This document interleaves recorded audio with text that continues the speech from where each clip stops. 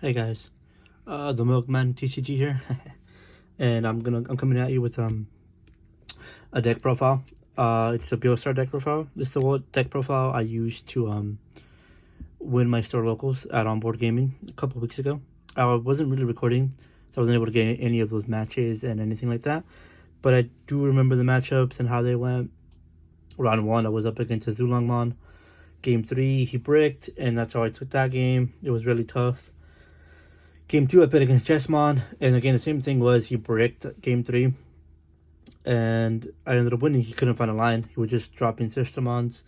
Game 3 against Bond of Friendship, that was a really close match. I think he just didn't have enough memory during Game 3 to finish me off with his tamers, and he couldn't find a Lobomon. He had the Kendo, but not the Lobo, and we were both at no security, and he ended up not having the last swing. And then the round 4, I was up against Mark. I know you guys know him. You've seen him around the channel a couple times already. And we were in finals. He was playing his Bond of Friendship. And Game 1, his first check was the Omnimon Zwart, I believe. And that pretty much sealed Game 1. Game 2, he beat me pretty fast. And then Game 3, he opened up with ended up drawing 3 Bonds of Friendships. And he bricked pretty much. And that's the main reason why I play this type of deck. Either Security Control or Beelstar, just because bricking is not... you can't have bricky hands or hands that aren't optimal, but you're not really building lines, so you don't really care. And enough of that. I go into my deck profile and my deck choices on the beautiful Team Rose map. I'm going to start out with the babies. We have 4 of the TheMilk.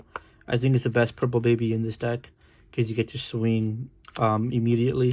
You don't care if it dies. You actually want your Digimon to die.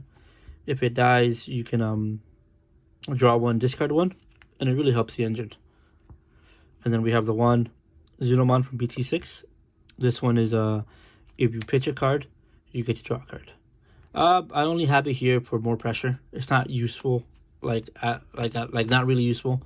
I think 2 things in this deck discard from your hand, so you'll hardly ever see the effect go off. But it's just for the extra check with the rookie. Here we have 2 Gazi. I think it's a very important card. Obviously against Bond of Friendship, they can just bounce it.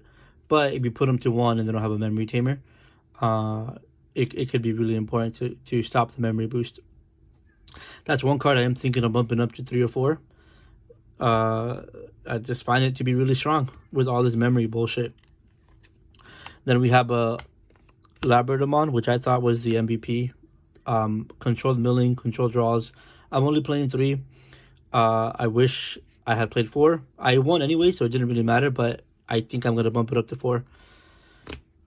I got a lot of changes coming into the deck. We have 3 Itmons. The one that mills the top 3 when it destroys. It pairs beautifully with TheMilk. So essentially you get to put 4 cards in your trash pile. And then this is what I'm going to cut for the extra Labra. One of these Itmons. They were cool. The new ones from the BT6. The art is beautiful on the alternate art. But I don't think it's necessary at 3.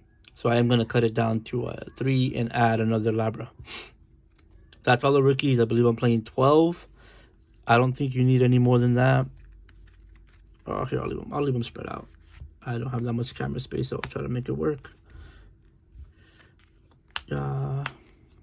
So, rookies is, if you don't see a rookie opening hand, it's okay. It's not the end of the world, but obviously you want the rookies to get that draw and everything. The champions, we got 3 Deputymon, which is one of your strongest openers. If you open it with this card, it's going to be a good game for you. You might not win it, but it's going to be a good game. You get your engine going and other stuff. On play, it reveals the top 4. You can add an option card, a 7-cost option card, and a 3 Musketeers card. So Gundramon or Beelstar. And whatever isn't that, it goes to the trash. And you can also choose to not add whatever. You can just choose to not add anything and just send it all to trash, which does come up. Anyways, moving on. Oh, it also lets you warp into... you can skip the level 5 and go into your Gundramon or into your Beelstar for a cost of 6, which is relevant. We have 2 blockers in the deck. Now, blockers in this meta aren't as strong as they used to be because we have so much stuff that just kills them. but we are playing 2. I think they're necessary. I think I'm gonna cut the Valmon. It's cool that you get to evolve on top of stuff with it, but he is not nearly as close as efficient as Mechanorimon. Mechanorimon is cheaper to hard drop because typically you're hard dropping them. You're not really evolving them. It just has that option. But Mechanorimon won me so many games against Bond of Friendship and against Chessmon where I need to play more of that. And yeah, this is going to become a Mechanorimon. So 2 Mechanorimon in the future. And the cool thing about Mechanorimon is you can also evolve into your Rebelliomon since it evolves off black or purple. And then we got the last champions, which are 2 promotes. I was playing 1 before the tournament, but then I decided to add the extra one. I cut a Deputymon and added a promote because you just need them in trash as fast as possible. And if your 1 promote is stuck in security, that might just mean you don't win the game off your Nullbone. So I put 2 in there. It's really strong. It has rush, so if it comes off Nullbone or whatever, or your Omnimon's Wart, you can attack immediately. And then you only play 2 ultimates. Rebelliomon. This is key to winning the Jesmon matchup. You need to know when to go into it, because when you Digivolve into it, you can pitch a card. You're giving it blocker and retaliate into your next turn. So if they're going into Jesmon and you can see they're going to go into Jesmon, drop this baby down. And then they can't swing for a whole turn. I mean, they can, but they're gonna lose it to him because he can block, and when he dies, he has retaliate. So you kill his whole line, and the piercing won't go off.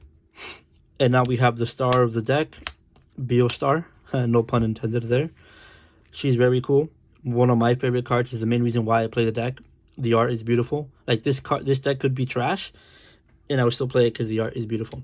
Anyways, what she does is she's a musketeer card, obviously, and on play you get to add an option card at 7 cost to your hand, and you get to play an option card at 7 cost from your hand for free.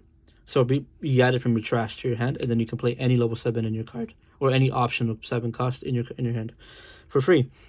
And for every musketeer and for every 7 cost option card in your trash pile, her on play cost gets reduced by 1. So you get to a point where you're playing her for free, just playing her for free.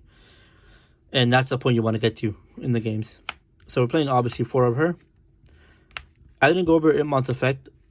This pretty much just lets you recycle back your Beelstars and your Gundramons. But like I said, I don't think you need to play it at 4. I think you can get away with 3 or even 2. If I'm being honest. Just don't evolve with it. Just keep it in your hand until you need it. You know, that's it. The second Musketeer card is going to be the Gundramon. And we're only playing 3. He's not as good as Beelstar, but he comes up. You can warp into it with your Deputymon. And for 6, on Digivolution, you reveal a top 5 from your deck, and you play a level 7 option card for free among those top 5. And then they all go to the trash. It helps you mill. It's a Musketeer. It's black, so you can evolve into all your level 7s. And it's also a blocker, which is really important that it's a blocker. Going into your level 7s, this is where you have most of leeway. This is where you can customize the level 7s to your locals or to the event you're going to go to. If you think you're going to see a lot of Bond of Friendships, I would up the defeat count. If you think you're going to go see a bunch of security control, I would increase the Omnimon's Zord count. If you think you're going to see a lot of Royal Knights, bump up Millenniumon, because Craniumon stops you completely. But since my local has a ton of Bond of Friendships, I ended up putting 3 defeats. I want to run 4, and I don't want to see it in security. It does nothing for me in security.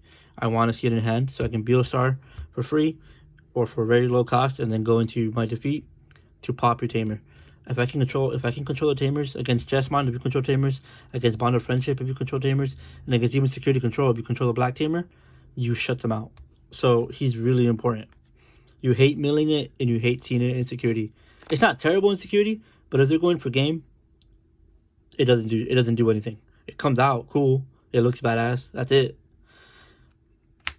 The second level 7 I'm playing is the Omnimon's Zord. Just a regular Zord. I was playing it at 1, but I did bump it up to 2 because it's at 15k. That's really important. Bond of Friendship dies when it checks into this. So, an important card to play.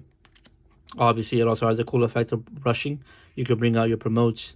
You can bring out your Itmons. It triggers all on-play effects. So, it's a very good card.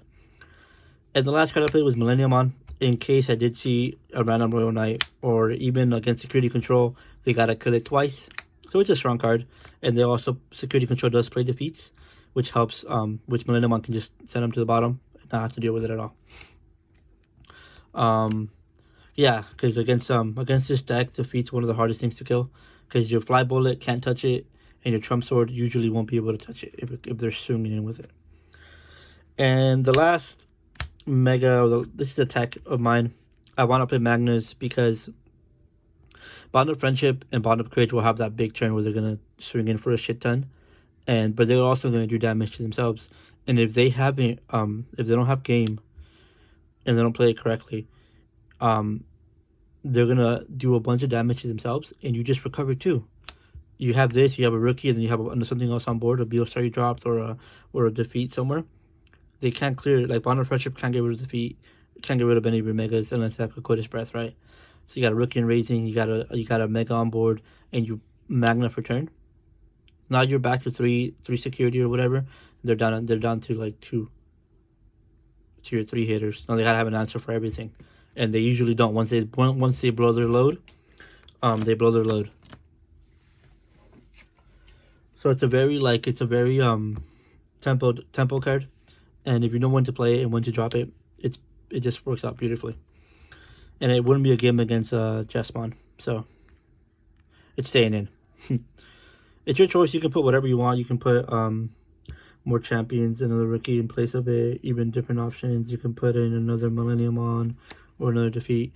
But I like the Magnus. Even you could even put memory boost, the new ones to search, or the one that brings shit from your trash. You can.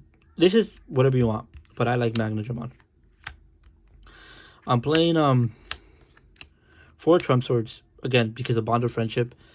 When he swings and restands, he can get popped by Trump Sword.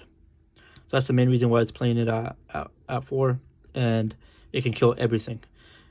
Because Fly Bullet cannot touch Bond of Friendship because they're level 7s, and it only kills level 6 or lower. So I think Trump Sword is very important in that matchup. I'm thinking of bumping this up to 4 because I sometimes you do need it just for Jesmon. It's really strong. It's really strong against Jesmon. If they don't have to like a plan, whatever. But if they don't have to like a plan, this is very strong. And then I'm playing 2 of the Wipe the Board. It's another level 7 option card. It kills everything of level 7 or lower. Very strong card. I'll keep it at 2. I don't think I need more than that. The Happy Shower Bullet is something I'm going to put to 1. Happy Bullet Showering. Sorry, I said it wrong. Put it to 1 for another Fly Bullet. Because even though it did win me a lot of games against Bond of Friendship, they weren't aware of this card for whatever reason. So they would bring out the Bond of Friendship by itself, swing into this, and they just lose it because it kills the lowest DP Digimon on their side. But if they only have 1, it's going to target the 1. So, but now going forward, people are learning to play around this card very, very well. So they'll drop a rookie or they drop something they don't care about, and then go into their big play, which makes this useless. So I'm gonna change one of these for a Fly Bullet. And then last but not least, you got 2 No Bone. It's here because it's a 7 cost. It also can cheese you some games. They hit up security, you bring out a blocker, you know, or whatever. And when you're going for those big late game pushes, you can Beelstar a bunch of times, bring out promote, Beelstar again, bring out promote, and just swarm. So this at 2, it's perfect. I think the ratios for this deck is pretty spot on right now. Besides TheMilk, I'm going to cut it down to 3, add another Labra, and mess around with some of the cards here and there. But overall, it was a great Store Champ tournament, and I enjoyed it. It was very nerve-wracking, and I'm happy I got it. But anyways, that's it for today. I got more games on the way, more locals, and yeah, just let me know what you guys want to see, and if you guys enjoy, what you guys enjoy and what you guys don't enjoy. But anyways, until next time, see you soon.